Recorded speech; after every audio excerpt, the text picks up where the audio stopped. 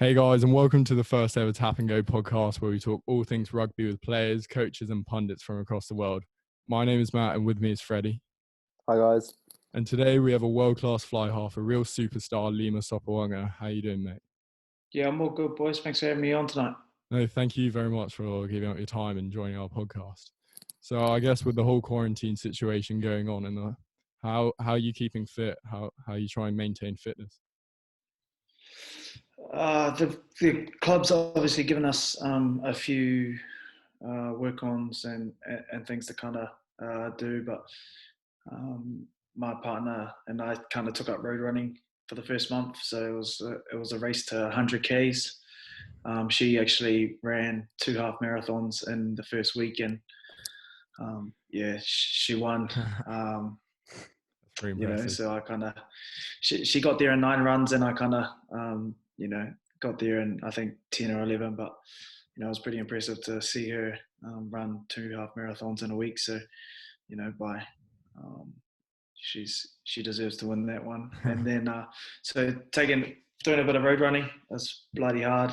Probably something that I've always hated, but for some weird reason I started to enjoy it and really have some fun with it, which has been pretty cool. Ran my own half marathon and just chipping away. Got a watt bike at home, got a few weights that I throw around. I think the neighbours are getting annoyed because I just dump them on the concrete and it's just like loud bashing and crashing and all that kind of stuff. But yeah, I've been lucky and able to stay relatively fit and healthy. Yeah, for sure. Right. So obviously looking as a Wasps player, you haven't played in, 3 months now? Yeah, about 3 months, bro. Have you guys had any insight into when the season's going to restart? Whether they're going to finish the season or it'll be declared null and void? I have no idea.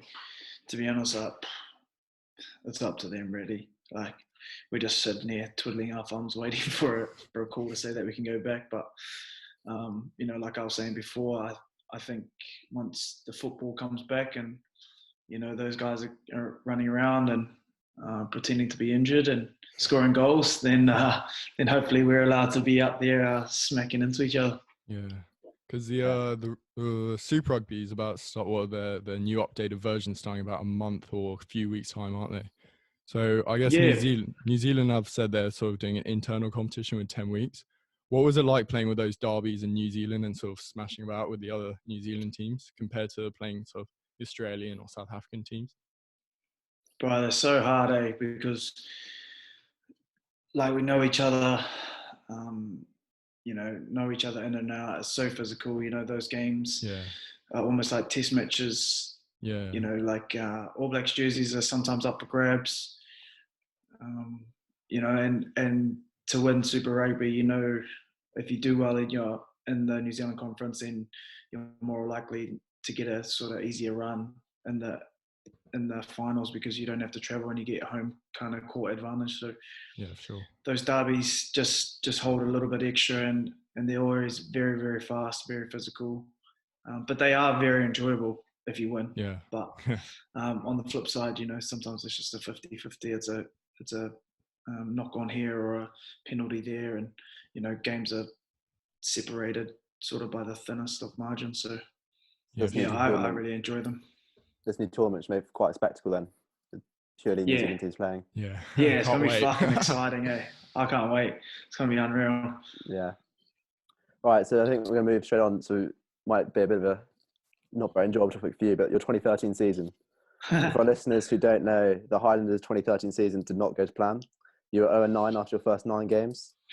So as a team, how did you cope with that, and how did you go about trying to bounce back from those first 9 defeats? To be honest, I don't think as a club we ever really did bounce back after those 9 defeats. It was kind of just like, let's just the season was done. It was over. I wouldn't say we gave up, but there's nothing left to play for. You're playing for a wooden spoon. Like every rugby player wants to head to the playoffs and do their very best to try and win. But at the end of the day, that didn't quite eventuate for us, and for a number of reasons why it didn't work out. And yeah, we ended up being absolute, dog shit that year, and that's just the way it is sometimes. And I think what I learned from that is, you can have the perfect plans and you can have, the perfect preseason, but sometimes things just don't quite click on the field, and you don't quite gel. And when the rot sets in, it really sets in. Like you lose one on the bounce, you lose 2, 3, 4, you start to lose 4 on the bounce, and your confidence wavers, and it just seems to all cave in. The harder you try, the worse you get. And I think that's what happened as we started to lose. Sort of like after our 4th game, 5th game, we were more worried about not losing rather than going out to win a game. Yeah, it's tough. I remember reading an article that was saying that you were almost half considering or like thinking about going to Japan after that season, perhaps. And I remember reading that I guess Nasi Manu had almost a role in sort of keeping you in Dunedin. What was Nasi Manu? Because obviously he's a legend. And like, what was he like playing with him and in training? Like, I'm sure everyone looked up to him and everything. Yeah, it was like Nasi for me is probably one of my favorite players. Probably a player that I believe should have worn the black jersey, but didn't quite eventuate for his journey. But he's very special player. And for me personally, he was kind of like a big brother. I went down to Dunedin and I was only 18 at the time, and he kind of just took all the new guys under his wing and showed us a good time, sort of on the field, but even more so off the field, and sort of made sure that we were okay and looked after us. And I think his biggest attribute is just his relationships with people, and the way that he can build those relationships, and people tend to warm to him. So I think when it came to my decision and talking to various people, he was one of them that I really respected his opinion. And I think maybe if I didn't have that conversation with him, I probably don't get to wear the black jersey. So it's pretty crazy how things work. He's got a real crazy story too, which is quite admirable. Yeah, bro, he does. Like beating cancer. He's like every rugby final, like grand final that he's ever played in, he's won. He's never lost a grand final in his whole entire life. That's really impressive. Right from schoolboy level. So he might have lost trying to get to a final, but every time he's got to the big dance, he's always won. So he's kind of like a lucky charm. Yeah, he's a real winner. Real winner. Right, so we're going to move on to the 2015 season, probably a slightly better topic. So obviously winning Super Rugby, and you yourself were crowned Player of the Year in 2015. It was a massive moment for you. So what do you think the biggest change that occurred between 2013 and 2015 was, which enabled the success, both as a team, but also for you personally? I think it was a few things. I think first and foremost, the acquisition of Tony Brown and the growth of Jamie Joseph. So I think Jamie Joseph, I think he said it before on himself and a few other podcasts and things like that, that after 2013, he also had to learn and grow and find a better way of coaching us. And I guess for him, we were his guinea pigs. He brought sort of me and Aaron Smith and Sean Treby and Toulouse Vianu and a whole bunch of young guys who sort of were nobodies. And, he had to kind of guide us into the team that we became in 2015. But I don't think he does that without the acquisition of Tony Brown. And I think what Tony Brown brought was a bit of new school. Jamie Joseph was very much old school. He came up in the Laurie Mains era, very hard, demanded a lot of his players, demanded a lot of everybody around. But I think he just needed those finishing touches, and that's where Tony Brown came in. And he just brought so much energy and so much excitement to our game plan and so much variety. And I think with the players that we had at the time in 2014, that really brought us together. And even though we didn't make the grand final that year, we made the playoffs for the first time in 12 years. And I think on the back of that 2014 season with Jamie and Tony Brown, it kind of filtered on into 2015, and we kind of just carried that momentum. And I guess for everybody, we kind of snuck under the radar a little bit, and we ended up winning. But I think it was down to sort of great coaching, great culture. I think culture is a very, very big thing down there, and something that can be massively underrated, not only in footy teams but in business as well. So I think that was sort of everything on a personal level. Did you feel there's anything different in your game, or was it just ever evolving, ever improving? Yeah, I think my time with Tony Brown was pretty special, and I think he was the catalyst for me growing my game. He kind of just took my game apart and broke it down and made it better, and kind of just directed me in what he thought was going to make a great 10. And you know, at this time in 2013, I'm still a young kid. You know, I'm 22, 23 years old, or whatever it is, and you know, I think I know it all, but you know, it's just great to have another set of eyes tell you something different. And for someone who's so well respected in that part of the world, you know, you tend to listen to people like that. And he just gave me so much advice and just made sure that that I was okay, and kind of made sure that I was doing the right things, and it really helped my game. Yeah, for sure. Because they did wonderful in the recent World Cup with Japan, didn't they? Yeah, and it doesn't surprise me, you know, like really, it really doesn't surprise me how good they were in the World Cup, because those two men are probably you know, my favorite coaches. Oh, really? Okay. So I guess on that topic of Tony Brown and sort of bringing sort of new fun ideas, so I just want to quickly talk about that kick. So the one against the Hurricanes off the line out where you turn around, chip it over your head. So was that all planned, or is that sort of off the cuff, off of a bit of Lima magic, or? Honestly, that was a set move. So on Monday mornings, we'd come in and we'd have these attack meetings. Yeah. And he reckoned, like, he showed us all these clips of the Hurricanes line speed, and it's very quick. They're up in your face. And we had done a few chip kick plays during the year, and he reckoned that he stood up off his chair. He's like, what do you reckon if you went to the line, you turned around and you just booted it over your head? Yeah. I was like, are you serious? And he's like, yeah, no, I reckon it will work. And I was like, fuck, all right. Yeah, sweet, let's give it a crack. Because he's that kind of coach, you know, he just gives you so much confidence that you're like, fuck, I'll just try anything. You know, like, he's just like, yeah, you got the skills to do it. Like, you can do it. And you're just like, oh, yeah, sweet, I can do it. So I was just like, okay. So then we go to training that afternoon, and the kicks are like hitting me in the head. They're going left, they're going right. Like, honestly, it's a complete like fiasco. And I'm just like, I don't know if this is going to work. And all week we would do it, and all week it didn't come off once. And then I remember being in the game, and we were actually meant to do a box kick off that line out. And then Waisake Naholo, he goes to me, bro, do the backwards kick. And I was like, you reckon? He's like, yeah, just do it. And I was just like, oh yeah, fuck it. Sweet. I just called to Aaron Smith, called to Nug. I just said to him, cancel. And he just looked at me like with this look in his eyes. He's like, holy shit, this guy's really going to do it.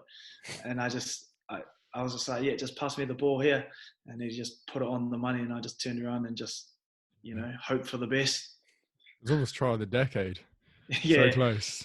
I'm actually lucky Brad Shields didn't put my fucking ribs out, because he easily could have. If you watch the highlights, you can see him just like sprinting towards you, and he's got like those eyes. Yeah, a bit of a stare after it as well. Yeah, he's like, where's the ball gone? So you mentioned Aaron Smith there. So how big a role did he play? So obviously 9-10, big relationship.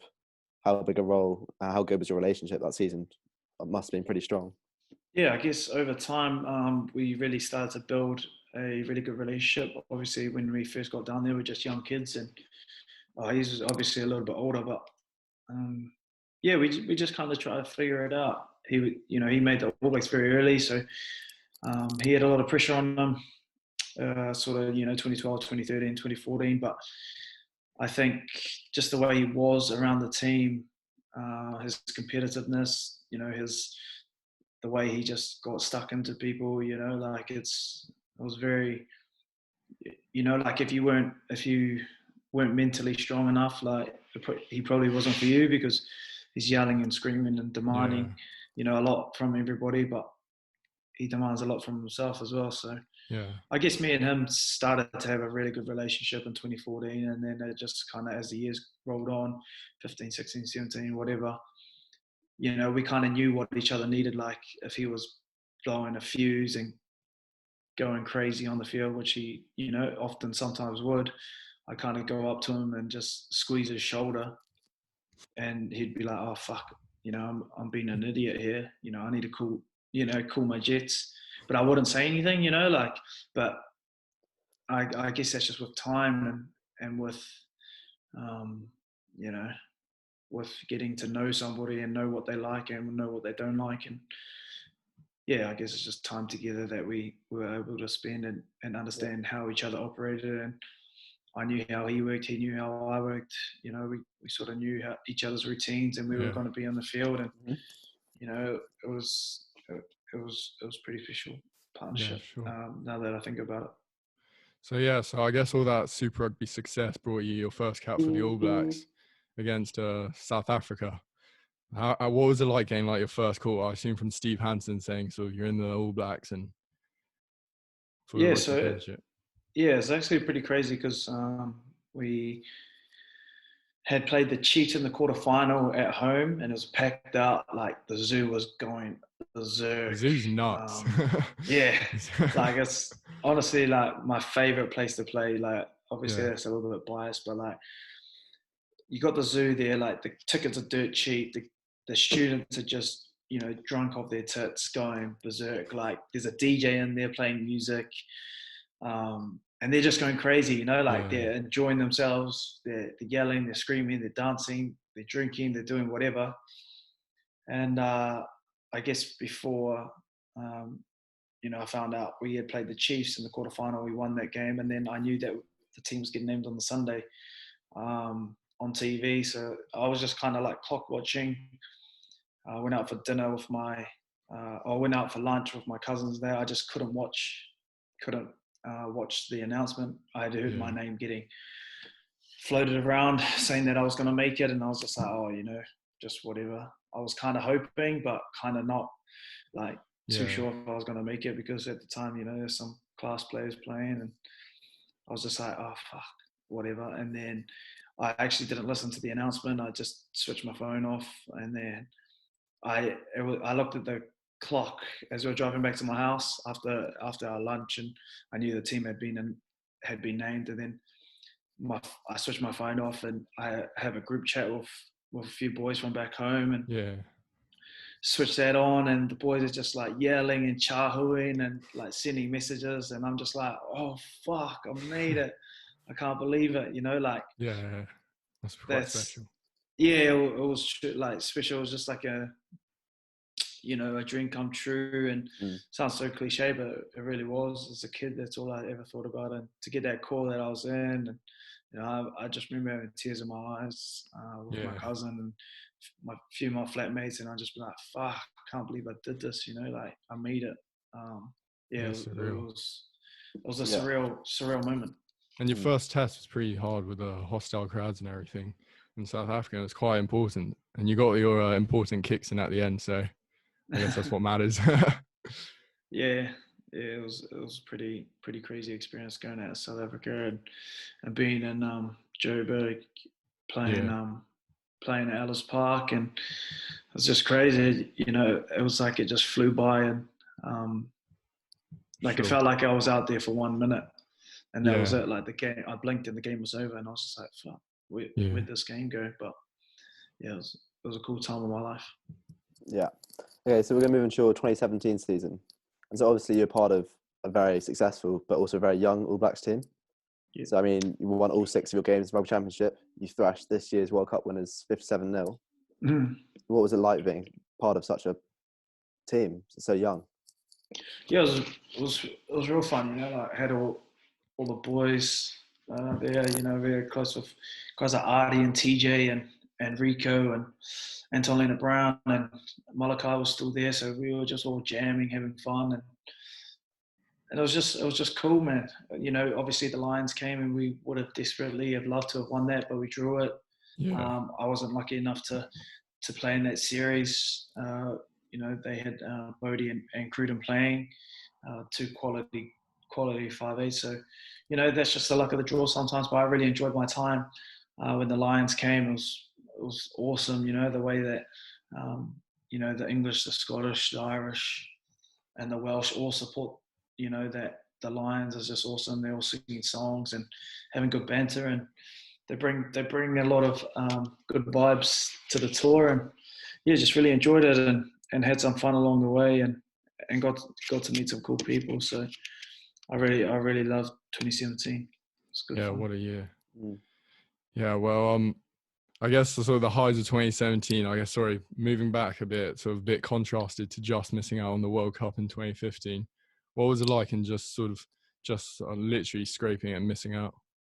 Yeah, it was honestly like, when I look back now, it's just like, oh, like it's all good. Like, it's true what they say is time heals all wounds. And Yeah, at the time, I actually thought, fuck, my life's over. Like, this is like I'm so shit.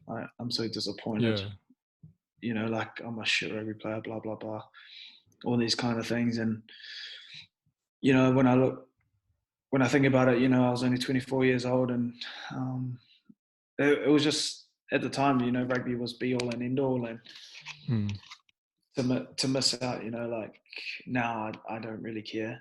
Like, it is what it is, like, no one's really going to remember whether or not you went to a World Cup or not, when it's all said and done. And I would have loved to have gone to one and experienced it, but that just wasn't meant to be for me, and I'm okay with that. I'm okay with not getting that experience. But maybe France.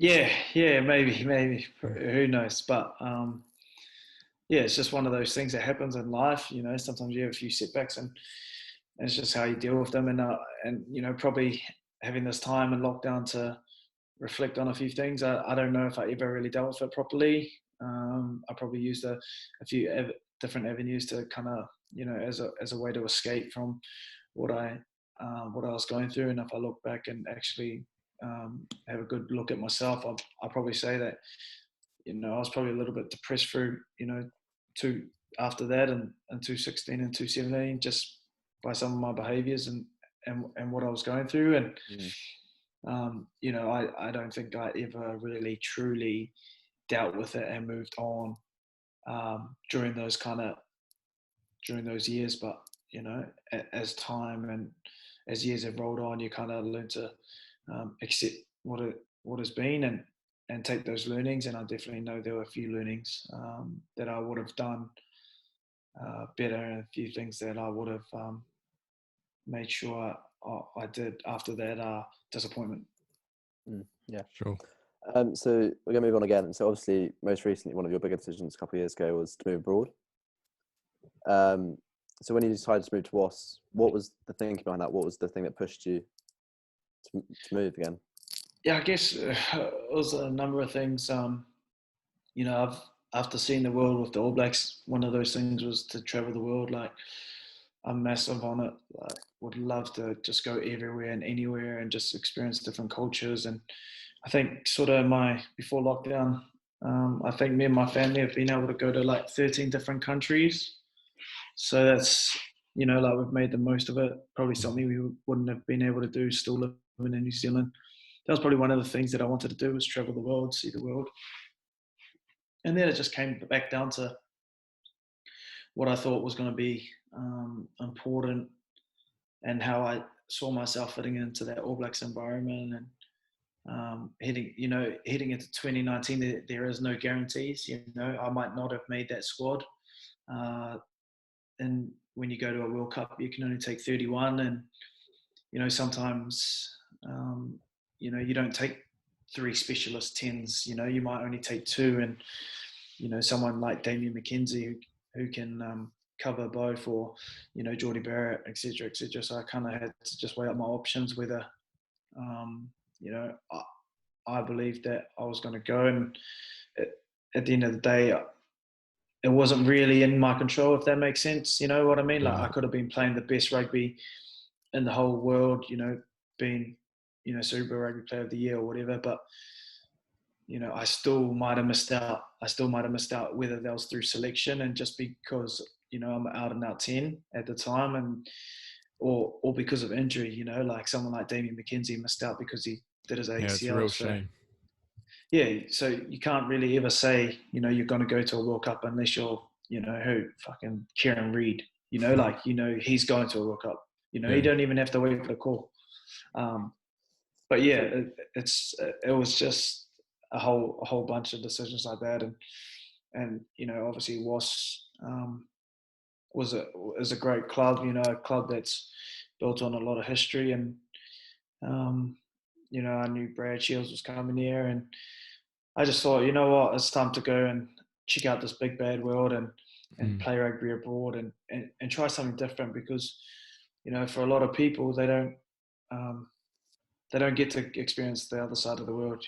Yeah. Was it just England? Was it just England, just WAS, where you had offers from, or did you have other considerations where you thought maybe I'd fit in there? Or yeah, there was France and there was Japan, but also the Premiership's a pretty tough competition, and I just thought, what, why not just go test myself over there? But if I hadn't known it was this fucking cold here, I probably wouldn't have come, eh? Yeah, sure. You got a couple of New Zealand boys coming up too, don't you? To WAS. It's almost becoming like second home. Yeah, we've got a few good Kiwis, so it's good fun. Yeah, for sure. So what would you say is the biggest difference between Super Rugby and sort of the Premiership? I think I would say the physicality here. Yeah. They're very set piece orientated as well. Very good set piece, very good scrum, very good maul. Play the corners very well. Very good goal kickers. And then Super Rugby, it's just faster, bro. Yeah. We're playing sort of just before winter hits, and so the grounds are good. You're playing in sort of world-class stadiums. You're not playing in the middle of winter here. And so sort of, I think the weather dictates the game here as well. So you've got really big physical men. But in Super Rugby, you kind of have to be a bit of both. You have to be able to do it all. You can't just scrum. Can't just be good at like running the ball. You've got to be able to do everything. So I think, the skill level and the pace in Super, and then the physicality and the set piece dominance here is probably the two main differences that I think. Yeah, sure. Do you enjoy playing one more than the other, or? I think. Like your style of play. Yeah, I find the winters really hard here, but that's because, who wants to play in freaking 2-degree weather and the slough, down in Bath. You know what I mean? Like it's just freaking it's just mud there. It's not nice, yeah. You know what I mean? So, I wouldn't say I like one more than the other, but I just think they're both totally different styles, and I guess you got to experience it for yourself. Either way, so it's cool to see guys like is it Joe Marchant? He's down. He's down to the blue. So switch, I'd really like to have a yarn with him and see what his thoughts are. He might be like, "Fuck, New Zealand rugby shit." You know what I mean? Like he might be like, "Nah, this is weird." And it's all very subjective, isn't it? Yeah. So I guess I've been able to come and test it out for myself, and see with my own eyes, and see how the game is played. Yeah, I think it'd be quite cool just to see a bit more of that. It's like some New Zealand boys going to England and vice versa. Yeah, I think it'd be quite cool. Yeah. Look at the England team right now. All of them are playing Premiership, or not many of them are coming back, are they? So yeah. I think I got to play with James Haskell down in Dunedin. So he's probably one of the only ones that I've known in my time who's kind of decided to go the other way. From the north to the south and experience it. And he had really good things to say. If you ask him, he might say this about New Zealand and this about the UK, and then he might be like, "Oh, actually, I prefer UK." You know what I mean? It's subjective. Depends what you're into. Haskell's enough to. He'll say he likes anything. Yeah. So Lima, one thing which we're going to do in every podcast, we're going to ask whoever we're speaking to their favourite moment in their career. So I want your number one, something you'd never trade for the world. What would it be? Oh, I've got two, but if I had to pick one, so you can only pick one, right? Yeah. Yeah, I'd probably have to say the 215 in Dunedin. Yeah. Yeah, I'd probably have to It's say quite that. special. I mean, in Wellington, yeah. Out of interest, what was the other? My All Blacks debut. Yeah. Yeah, So probably. if I had to pick one, I'd pick the 215 championship, just because like I'd spent so much time with guys in that team, and you know, when we got there, we were dog shit.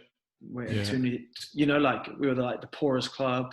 Like had no changing rooms, like no nothing, no money. Like the club was like proper dog shit, like wooden spooners. You know, we kind of looked good for 2 years, and then 2013 we went bust. 2014 we killed it, made the playoffs first time in 12 years, and then 2015 we ended up winning it. You know, so it was, you know, like that's 5 years of grinding, of coming into a season, doing a preseason, thinking, yeah, this is the year, we're going to do something special, never doing it, and then in the 5th year, you know, like. Yeah, sure. 2016 you made the semis too, didn't you? So still quite dominant. Yeah, we made the semis and we had to play away in Africa, and we lost, and yeah, it was a bit disappointing, but would have loved to have gone back to back, but yeah, I think it was just one trip too far. Yeah, sure. Perfect. Well, I think this has been amazing, Lima. Both of us. Thank you so much. It's been so thank you very much. really It's been interesting. insane. Obviously, our first podcast. Very privileged to have someone as high caliber as you. Thank you for giving up your time. We hope, obviously, best wishes for your health, your family through this very strange period, obviously. Yeah. And more generally, so we're going to bring to close our first ever podcast. I hope everyone's enjoyed it. A massive thank you to you all for tuning in. We hope we see you again next week. Remember to check our Instagram at the Tap and Go for previews of next episode, which is a World Cup winner. There's a little sneak preview. And also there'll be highlights of this week's podcast. And also we've got a YouTube channel where you can watch the whole Zoom call. So thank you all so much, and we will see you very soon. Cheers, guys. Thanks, Lima. Sweet as, no worries.